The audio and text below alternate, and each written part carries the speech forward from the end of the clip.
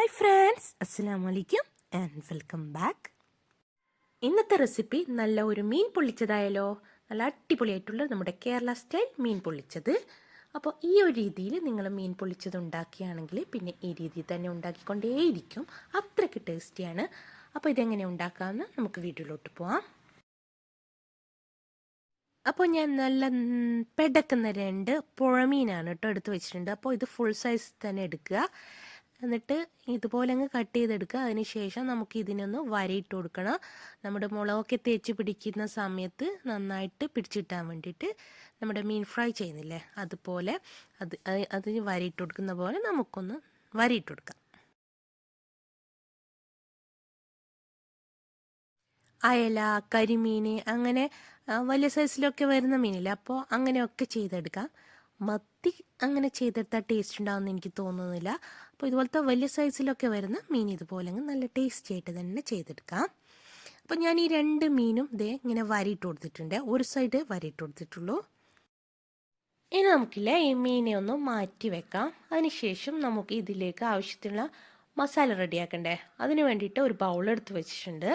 ഇനി ഇതിലേക്ക് ഒരു 2 ടേബിൾ സ്പൂണ് മുളക് പൊടി ചേർത്ത് കൊടുക്കുക.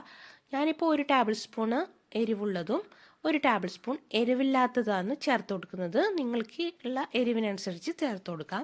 അതുപോലെ തന്നെ ഇനി ഇതിലേക്ക് 1 ടീസ്പൂണ് മല്ലിപ്പൊടി, 1/2 ടീസ്പൂൺ മഞ്ഞൾപ്പൊടി, 1/2 ടീസ്പൂണ് കുരുമുളക് പൊടി, അതുപോലെ തന്നെ വെളുത്തുള്ളി ഇഞ്ചി പേസ്റ്റ്, കൂടാതെ ഇതിൻ്റെ പുളിക്കാവശ്യമായിട്ടുള്ള പുളിവെള്ളം ചേർത്ത് കൊടുക്കാം. പുളിവെള്ളത്തിന് പകരം നിങ്ങൾക്ക് ചെറുനാരങ്ങ നീര് ചേർത്ത് കൊടുക്കുക ഇഷ്ടമെങ്കിൽ അങ്ങനെ ചേർത്ത് കൊടുക്കാം. ഇതിപ്പോൾ എനിക്ക് ഏറ്റവും ടേസ്റ്റി ആയിട്ട് തോന്നിയിട്ടുള്ളത് പുളിവെള്ളമാണ്, അതുകൊണ്ട് ഞാൻ പുളിവെള്ളം ചേർത്ത് കൊടുത്തിട്ടുള്ളത്. അതിനുശേഷം ആവശ്യത്തിനുള്ള ഉപ്പ് കൂടി ചേർത്ത് കൊടുത്തിട്ട് കുറച്ച് വെള്ളം ഒഴിച്ചിട്ട് നന്നായിട്ടൊന്ന് മിക്സ് ചെയ്തെടുത്തിട്ട് ലൂസാക്കി എടുക്കുക.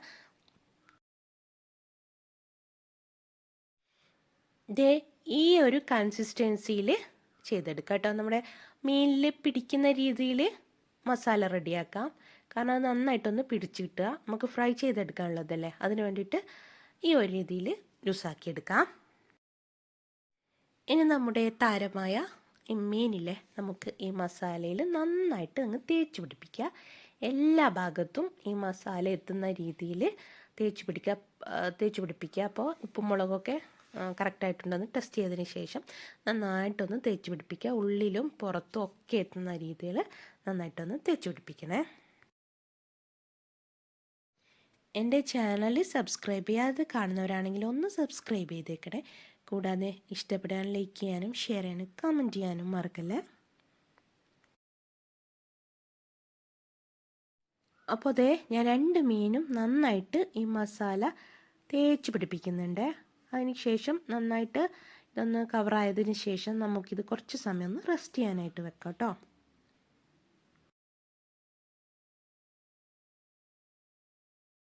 ആ സമയം നമുക്കിതിന് വേണ്ടിയിട്ടുള്ള വാഴയില വെട്ടാൻ പോകാം. അപ്പോൾ മഴയും കാറ്റും ഒക്കെ ഉള്ളതുകൊണ്ട് തന്നെ നമ്മുടെ വാഴയൊക്കെ ഒടിഞ്ഞ് വീണിട്ടുണ്ട്. അപ്പോൾ ഇവിടെ നല്ല കാറ്റുണ്ടായിരുന്നു, അപ്പോൾ സംഭവിച്ചതാണ്.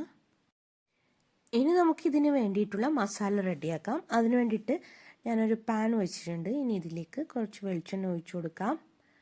കോക്കനട്ട് ഓയിൽ തന്നെയാണ് ഒഴിച്ചു കൊടുത്തിട്ടുള്ളത്. അതാണല്ലോ നമ്മുടെ കേരള സ്റ്റൈലിലുള്ള മീൻ പൊള്ളിച്ചതിന് ഏറ്റവും ടേസ്റ്റി ആയിട്ടുള്ളത് നമ്മുടെ വെളിച്ചെണ്ണ തന്നെയാണ്. ഇനി ഇതിലേക്ക് ഒരു വലിയ സൈസ് സവാള നീളത്തിൽ കട്ട് ചെയ്തെടുത്തത് ചേർത്ത് കൊടുക്കുന്നുണ്ട്. അത് നന്നായിട്ടൊന്ന് ഇളക്കി കൊടുക്കുക. അപ്പോൾ ചെറുതായിട്ട് അതിൻ്റെ കളർ മാറി തുടങ്ങും. ഇതിലേക്ക് വെളുത്തുള്ളി ഇഞ്ചി പേസ്റ്റ് 1 ടീസ്പൂൺ ചേർത്ത് കൊടുത്തിട്ടുണ്ട്. അതുകൂടി ഒന്ന് നന്നായിട്ട് ഇളക്കി കൊടുത്തിട്ട് അതിൻ്റെ പച്ചച്ചുവ മാറുന്നവരെ ഒന്ന് നന്നായിട്ടൊന്ന് തന്നെ ഇളക്കി കൊടുക്കുക. ഇനി ഇതിലേക്ക് ഒരു വലിയ സൈസ് തക്കാളി ചേർത്ത് കൊടുക്കുന്നുണ്ട്. ചെറുതാണെങ്കിൽ 2 എണ്ണം ചേർത്ത് കൊടുക്കുക. വലുതായതുകൊണ്ട് ഇപ്പോൾ ഞാൻ ഒരെണ്ണം ചേർത്ത് കൊടുത്തിട്ടുണ്ട്. ഇനി ഇതിലേക്ക് ഒരു പച്ചമുളക് ചേർത്ത് കൊടുക്കുന്നുണ്ട്. ഒരു വലിയ പച്ചമുളക് ചേർത്ത് കൊടുക്കുക. ഇനി ഇത് നന്നായിട്ടൊന്നങ്ങ് മിക്സ് ചെയ്ത് കൊടുക്കുക.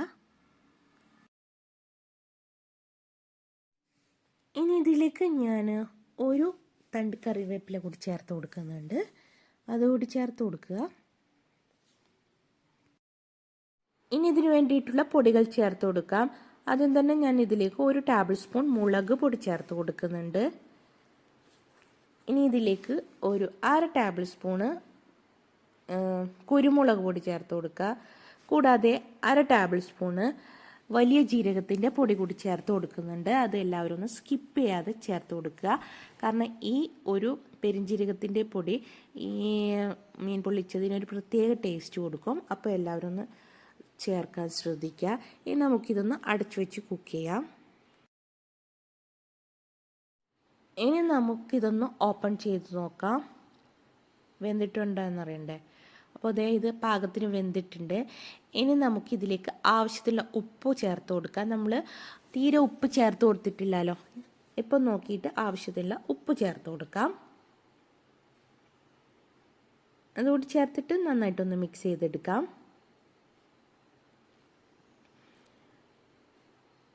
ഇനി നമുക്ക് ഇതിലേക്ക് ഒരു ഇൻഗ്രീഡിയൻ്റ് കൂടി ചേർത്ത് കൊടുക്കാനുണ്ട്. അതായത് ഒരു 1/2 കപ്പ് കട്ടി തേങ്ങാപ്പാൽ ചേർത്ത് കൊടുക്കാം. 1/2 കപ്പ് മതിയാവും. ഇനി അതിലേക്ക് ചേർത്ത് കൊടുത്ത ശേഷം നന്നായിട്ടൊന്ന് ഇളക്കി കൊടുക്കുക. ഇത് നന്നായിട്ട് തിളച്ച് പൊങ്ങാൻ പാടില്ല. ഇത് നന്നായിട്ടൊന്ന് സെറ്റായി കിട്ടിയാൽ മതി. എല്ലാ ഭാഗത്തും നല്ല രീതിയിലൊന്ന് സെറ്റായി കിട്ടിയാൽ മതിയാവും. തിളച്ച് പൊങ്ങിയാൽ ഇതിൻ്റെ ടേസ്റ്റ് മാറിപ്പോവും. അപ്പോൾ ഇങ്ങനെ ഒന്ന് ഇളക്കി എടുക്കുക.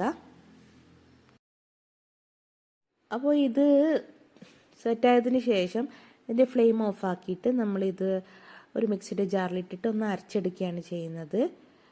അപ്പോൾ ഇത് റെഡി ആയിട്ടുണ്ട്. ഇനി നമുക്കിതിൻ്റെ ഫ്ലെയിം ഓഫാക്കാം. അപ്പോൾ ആ ചൂടാറാൻ വെക്കുന്ന സമയം നമുക്ക് നമ്മുടെ മീൻ ഒന്ന് ഫ്രൈ ചെയ്തെടുക്കാം.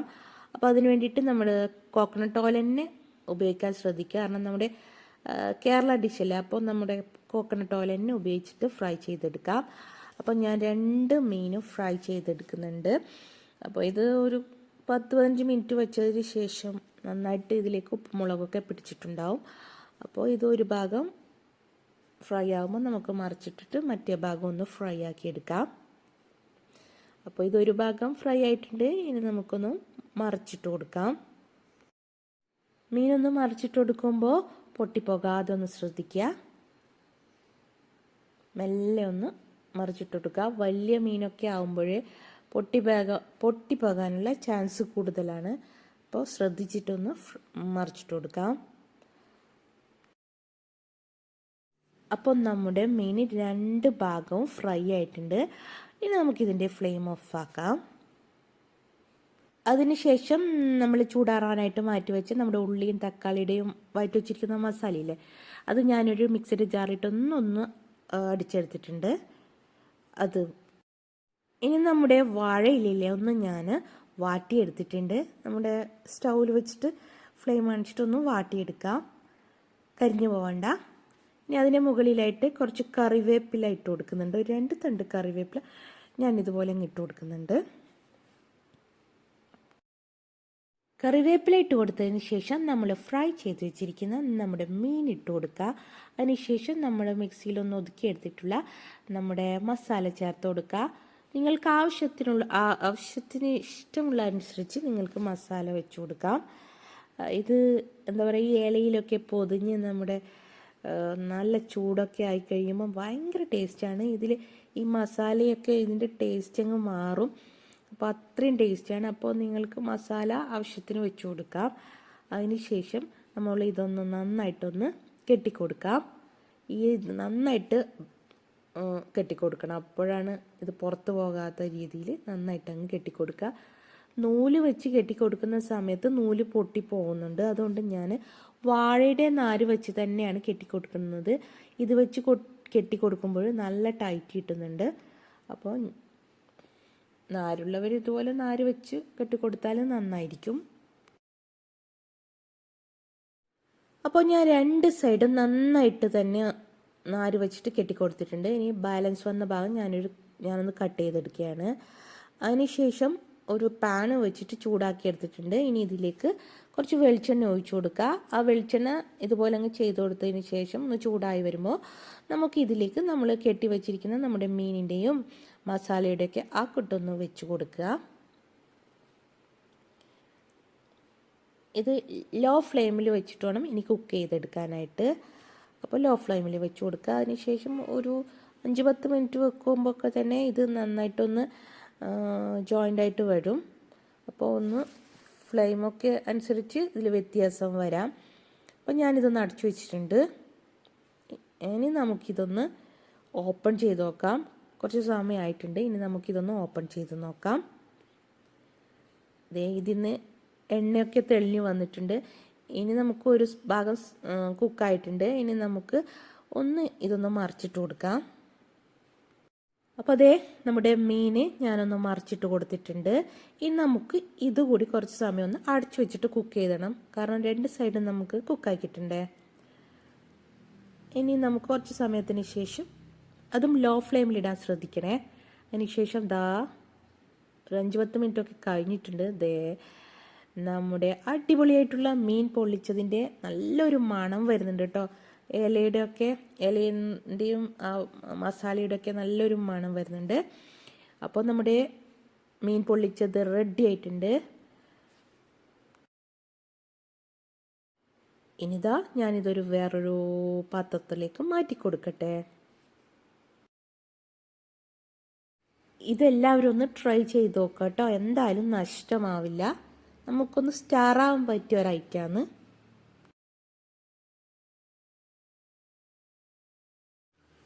ഇനി നമുക്കിതിൻ്റെ കെട്ടി വച്ചിരിക്കുന്നതൊന്ന് കഴിച്ചു കൊടുക്കാം. അതിനുശേഷം മെല്ലെ നമുക്കിതൊന്ന് ഓപ്പൺ ചെയ്തെടുക്കാം.